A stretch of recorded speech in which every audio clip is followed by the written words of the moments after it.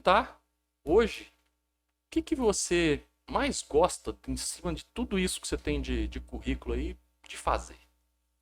Que show. Olha, Jorge, eu imaginei que você perguntaria isso, né? Porque as primeira pergunta que me fazem é assim, poxa, cara, como que você dá conta? É sempre isso, né? E na verdade, por mais que você ame o que você faz, e isso já é algo para quem está nos assistindo, se for para compartilhar algum conhecimento, para que você possa dizer que você adquiriu algum tipo de sucesso, que você contempla algum tipo de sucesso, você vai ter que trabalhar pra cacete, pra ser bem sincero. E, cara, essa é a nossa rotina. Essa nossa rotina, e quando eu digo nossa, tudo que a gente faz, quem faz é o Diego e a Fran e todas as pessoas que nos ajudam, né? Mas disso que você me perguntou, Jorge, até pra gente conseguir transcorrer no assunto, cara, eu amo tudo que eu faço, mas se eu tivesse que escolher uma coisa hoje, eu escolheria ser palestrante. Somente. Não pelo fato do público, também, não pelo fato do palco, porque eu entendo que aquilo que você faz no ensaio que tu coloca no holofote, então é muito mais treino do que competição, né? Eu tenho uma história, não uma história, né? Eu tenho um gosto pela música, vamos dizer assim, né? Eu digo que eu toco para consumo, então eu gosto de tocar para mim mesmo, né? Não é aquela coisa artística, mas eu sempre pergunto, quem tem uma banda, cara, é mais ensaio ou é mais show? E aí o cara disse assim, é muito mais ensaio. É muito mais ensaio. Porque o show é o que todo mundo vê. Mas eu gosto da palestra e eu gosto da provocação e da reflexão. Eu sou um palestrante conteudista. Então eu não sou um palestrante motivacional. E nada contra o palestrante motivacional. Ele tem que existir. Mas eu busco mais a reflexão e a provocação pro gatilho para gerar uma ação transformadora do que em si aquela motivação que é um pulso, que vai dar um pulso no cara ali, temporário, 15 dias, tudo mais, ele vai precisar um outro pulso. Então esse é o contexto, é o gatilho da provocação. Então, particularmente, isso é algo que entrou na minha carreira em 2017, por um convite de um conhecido. E quando eu desci daquele palco, quando eu palestrei para 300 pessoas na cidade de Passo Fundo, eu olhei para a Fran, que estava junto comigo e que é a minha eterna companheira, eu disse assim, Fran, eu não sei como, mas é isso que a gente vai fazer. Nós vamos achar um jeito de agregar isso no nosso trabalho. Aí ali gerou um insight, né? Talvez o ensino ele esteja na minha vida desde os 14 anos, né? De maneira inconsciente. Mas há muito tempo ele é consciente, o compartilhar e tudo mais. Então a palestra de tudo isso é o que mais me toca. No entanto, particularmente eu gosto desta intensidade, entendeu? Desta quantidade de coisas, né? Eu tenho assim, se for deixar claro pra galera, a minha personalidade é muito intensa. Então, ou eu tô muito tranquilo, ou eu tô muito acelerado. É 8 ou 80. Se for para sair de casa para fazer um negócio mais ou menos, eu não saio de casa. Simples assim. Então, a palestra é muita intensidade, mas tudo aquilo que a gente faz no dia a dia, cara, a gente emprega muita intensidade.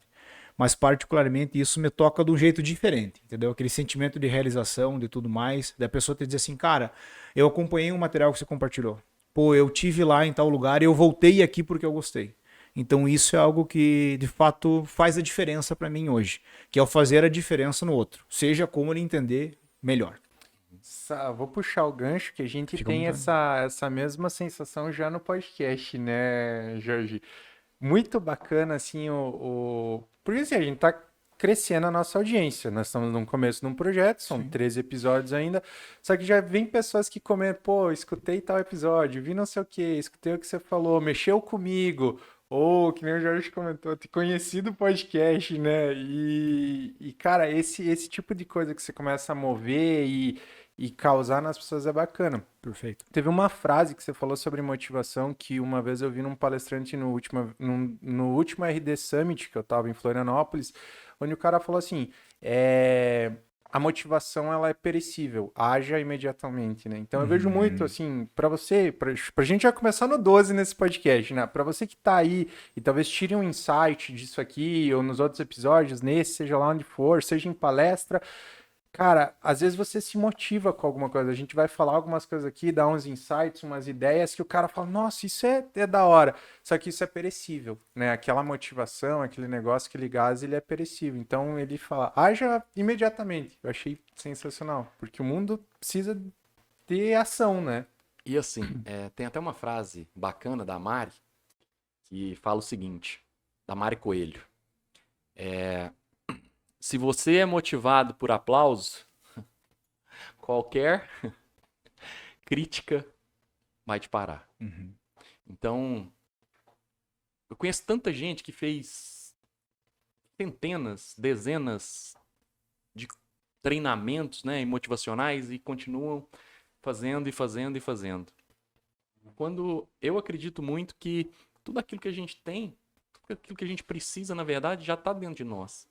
Já está na nossa história, sabe? Então, a primeira coisa que a gente tem que aprender a fazer é respeitar a nossa história. Porque se eu cheguei aqui, se você tá aí hoje, se o KJ tá aqui nesse lugar hoje, é por quê? Porque nós tivemos toda uma história, nós tivemos toda uma obstinação, né? Uma jornada, desejo, né? Um né? caminho. E todos nós temos isso. Uhum. E as pessoas, elas costumam, às vezes, se apegar àquilo que não deu certo, né? Para justificar o fracasso. Mas eu aprendi que a gente tem que aprender a amar o fracasso. Porque só quem sabe perder é que tem força para se levantar para vencer. Então, esse podcast nosso, ele tem contribuído para muita gente. Eu vejo isso na nossa cidade, eu vejo isso nas pessoas. Hoje eu fui numa lavanderia deixar uma peça e eu não conhecia a pessoa que estava lá, nunca tinha visto. Sempre quem me atendia era outra pessoa. E quando ela perguntou meu nome, eu falei, Jorge. Ela falou, Jorge do podcast?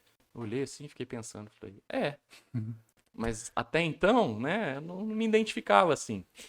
E agora eu já percebi que as pessoas aqui na cidade, elas já começam a nos identificar, né? É. Assim, o Jean da Veroc, mas agora vai ser o Jean do podcast.